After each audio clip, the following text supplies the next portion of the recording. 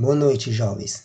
Começando nossa aula de hoje sobre energia. No caso, vai abordar vários tópicos, desde energia cinética, relação entre energia e trabalho, que é o teorema do trabalho e energia cinética, até o princípio da conservação da energia para um sistema isolado e de maneira geral.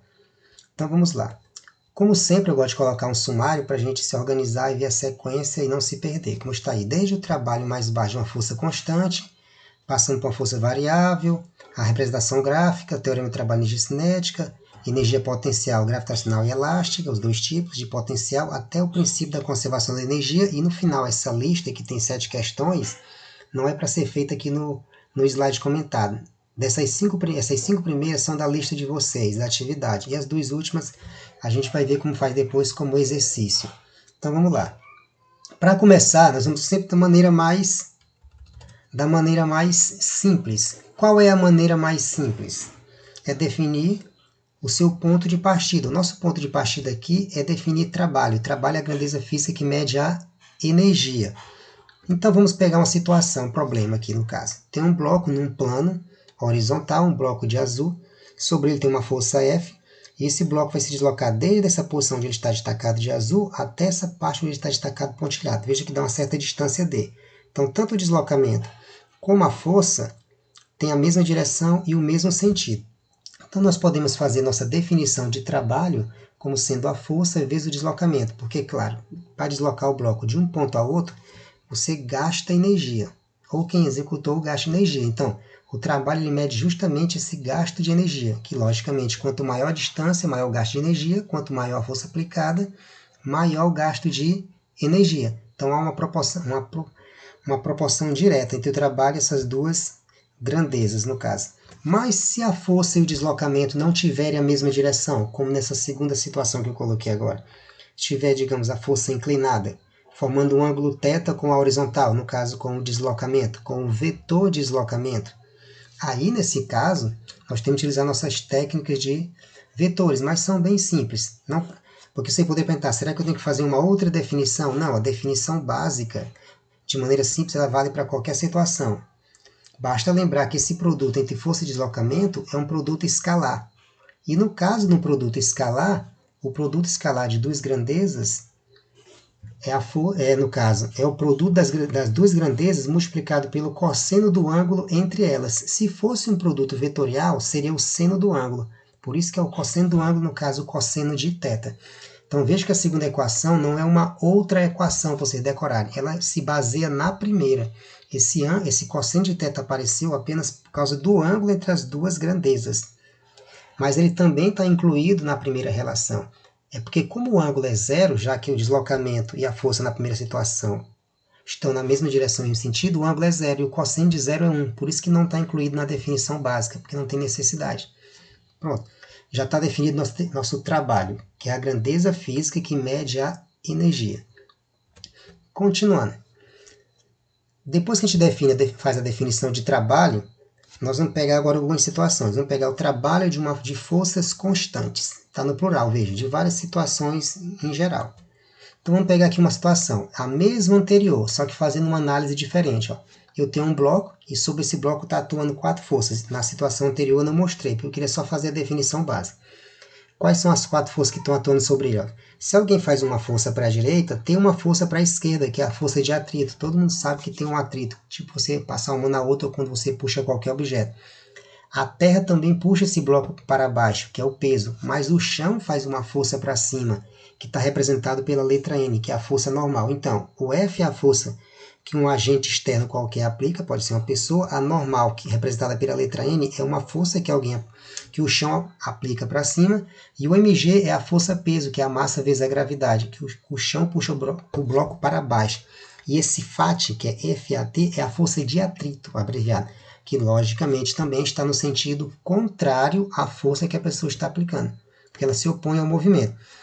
E o ΔX, veja que é o deslocamento entre as duas posições no movimento do bloco. Se ele partir dessa posição da esquerda para essa posição da direita, ele se desloca uma certa distância. Veja que não tem um D, tem um ΔX. Essa mudança de letras é proposital, que é para vocês entenderem que não há necessidade de decorar letras. Você tem que entender a situação. Então, aquele mesmo D é a mesma coisa desse ΔX, é o deslocamento. Então, agora vamos calcular o trabalho nessas 4 situações. Trabalho realizado pela força F. Como eu vou fazer? Pega a definição de trabalho. Qual é a definição de trabalho? É a força vezes deslocamento. Então, como eu quero trabalho específico para a força F, então o trabalho é a força F vezes o deslocamento ΔX. Simples assim.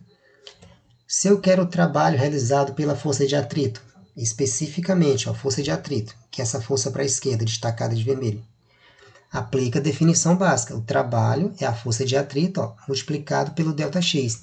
Mas veja que nesse caso tem um sinal de menos. Por que tem um sinal de menos? Porque a força de atrito está no sentido contrário ao movimento. Nós estamos supondo como sentido positivo, adotando como referencial, o sentido do movimento que é mais conveniente. Por isso que tem um sinal de menos. Ele não apareceu magicamente aí, não. Se eu quero o trabalho realizado pela força-peso, vai dar igual a quanto?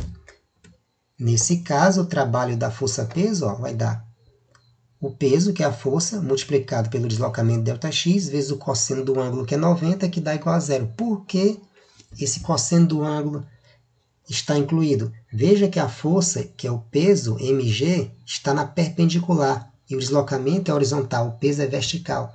Então, horizontal com vertical é 90 graus, então você tem que incluir o cosseno do ângulo na explicação que eu fiz no slide anterior. Então, fica cosseno de 90. E como vocês sabem que o cosseno de 90 é zero, o trabalho vai dar zero, porque aqui é uma multiplicação. Continuando. Agora eu quero o trabalho realizado pela força normal. É o mesmo raciocínio dos anteriores. Pega a definição de trabalho. Força vezes deslocamento. Só que a força agora é a força normal. Então é a força normal vezes o deslocamento ΔX. Só que a força normal também é perpendicular ao deslocamento porque ela está na vertical. Então, novamente, tem que incluir o cosseno de 90. E como o cosseno de 90 é zero, o trabalho também dá zero. Qual é a conclusão geral? Quando a força e o deslocamento forem perpendiculares entre si, o trabalho sempre vai dar zero. E o trabalho vai ser máximo toda vez que a força e o deslocamento tiverem a mesma direção e o mesmo sentido. Simples assim, resumindo. Vamos para a próxima. Agora eu quero o trabalho de uma força variável. Veja que a gente está evoluindo no raciocínio. Igual a gente fez antes. E veja que aqui também a gente precisa das leis de Newton, que é uma continuação. Trabalho de uma força variável. Mas para se entender melhor, a gente vai fazer uma representação gráfica do trabalho de uma força constante. Veja, eu quero calcular o trabalho de uma força variável, mas vamos partir de uma força constante. Para quê? Para efeito de entendimento. Então, a gente vai partir de uma proposição mais simples. Está aqui um gráfico. YX. O Y é a força F, o X é o deslocamento. E tem um Fx marcando. Veja que a força é uma reta horizontal. Então, essa força é constante, não é crescente nem decrescente. E está pintada a área abaixo da curva. Então, vamos lá. Se eu quiser calcular essa área sombreada, quanto é que ela vai dar? Como aí é um retângulo, todo mundo já sabe da matemática, que é só fazer base vezes altura. Então, a área é a base vezes a altura. Como a base eu posso chamar de F e a altura de D, tanto faz, ou vice-versa, vai dar força vezes deslocamento. Como é a multiplicação, a ordem não vai influenciar. Isso eu calculando a área. Mas como aqui é um gráfico força e deslocamento, vocês devem lembrar dos slides anteriores, que o trabalho é calculado utilizando força e deslocamento. Então vamos calcular o trabalho utilizando essas grandezas. O trabalho, no caso, por definição, vai ser quem? Força vezes deslocamento, só que o deslocamento é o ΔX. Mas o ΔX no gráfico é o D, substituindo o ΔX pelo D, fica F vezes D. Conclusão. Comparando a primeira equação com a segunda, veja que as duas chegam no mesmo resultado, força vezes deslocamento. Então, eu posso concluir, então, que o trabalho é exatamente igual à área sobre a curva, o que deu igual à área. Então, o trabalho é igual à área, como está concluindo aí no final. Isso é uma conclusão. Por que eu peguei esse exemplo aqui? Vocês vão já entender. Porque é o exemplo mais simples. Então, agora vamos fazer o nosso exemplo, a representação gráfica do trabalho de uma força variável. Até aqui, novamente, eu vou partir de um exemplo mais simples, até chegar no definitivo. Peguei novamente outro gráfico. Veja que a força agora não é constante, ela é crescente, então é a força variável, que ela está aumentando, no caso aí de 20 para 40. E o deslocamento vai de 6 para 0. Mas, se eu pintar a área sob essa curva, toda vermelhinha aí, dá para ver que essa figura não é um retângulo como anteriormente, é um trapézio. E o trapézio tem como medida base maior, base menor e a altura que eu estou chamando de H, como simbolizado aí. E como eu já defini, como nós já analisamos na situação anterior, deu para concluir que o trabalho é igual à área. Como no caso aqui é um trapézio, mas a definição continua valendo, o trabalho é igual à área. Mas essa área é um trapézio, base maior mais base menor, multiplica pela altura e divide por 2. Aí substitui os valores. Quem é a base maior? 40. Quem é a base menor? 20. Quem é a altura? 6. 40 mais 20 é 60 e 6 para 2 dá 3. Então eu vou ter 60 vezes 3, 60 vezes 3 dá 180. No caso, o trabalho especificamente para essa força variável é 180 joules. Então veja que é uma força variável, só que essa força ela está variando linearmente, porque é uma linha reta. Mas quando não for um crescimento linear ou decrescimento, não importa, que é justamente o nosso exemplo 2 agora, que eu quero a nossa representação geral agora, ó, caso mais geral. Seja uma força qualquer f de x. Por que eu estou chamando f de x? Porque ela é dependente da posição x, ela varia de acordo com a posição. Então, seja F uma força Fx, a força resultante que atua sobre uma partícula qualquer de massa m. Tipo aquele bloco. Uma força está atuando num bloco qualquer de massa m. Eu apenas estou chamando uma partícula qualquer. Pronto. Aí está agora a representação gráfica de uma força atuando sobre essa partícula. Veja que essa força não é constante e ela não está variando de maneira linear. Está uma curva. Então, não dá retângulo, não dá trapézio. Então, eu não posso utilizar aquelas continhas básicas do ensino médio, pegar a areazinha e calcular de maneira simples. O que fazer? Logicamente, eu tenho que utilizar técnicas mais detalhadas, no caso aqui, cálculo diferencial e integral.